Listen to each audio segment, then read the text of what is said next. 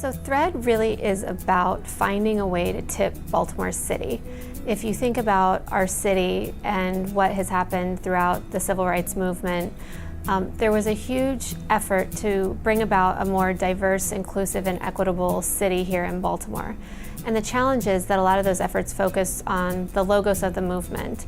And so there was legislation passed, our schools became integrated. The challenge is that even though our schools became integrated, they're actually more segregated now than ever before. They're segregated both by race, but also by class, because what you had was middle class flight out of the city, along with middle class black flight out of the city. So we now have a school system in Baltimore. If you take Dunbar High School, where Thread is, it's one of our 3 schools, you have a majority African American student body and a majority of the student body on free and reduced lunch. And so for us, the fundamental question is, how do you actually bring people together across lines of race and class to truly get to know one another so that people will make choices to send their kids to school together, people will make choices to live in neighborhoods together, that we want to influence the decision making of how people are living their lives. And we think the best way to do that is to form meaningful relationships that transcend these lines. So the way we mobilize a couple thousand people is we focus everyone in on a common goal, one that we think is palatable to just about anyone, which is young people. So we enroll the most academically underperforming high school freshmen. To give you a sense of what I mean, the average GPA of our first cohort at Douglas High School, which was the school at the epicenter of the unrest, was 0.15. So not 1.5, but 0.15 on a 4.0 scale.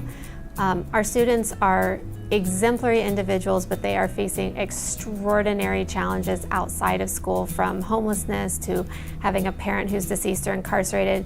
So once they're enrolled in Thread, they stay with us for a decade. So we joke it's longer than the average American marriage. And once they're in, you can think of it like a gang or a sorority. They cannot get out. So once we're family, we're family.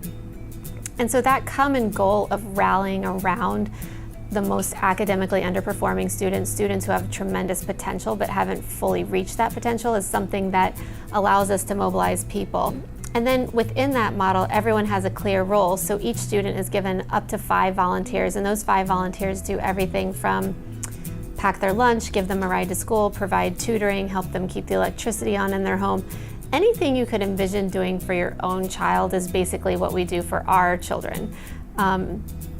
And so, the roles that people play in the Thread family differ. You might have one volunteer of the 5 who picks a student up for school, and another volunteer who does after-school tutoring, and another volunteer who works with their parent to help them get their GED or find a job or enroll in college.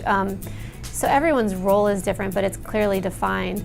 And then the other 2 things that complement having the clear role and clear goal is that we create a sense of urgency. So many of the things that our students are experiencing can't wait. When someone's hungry, that can't wait. When they don't have clean clothes to go to school, that can't wait.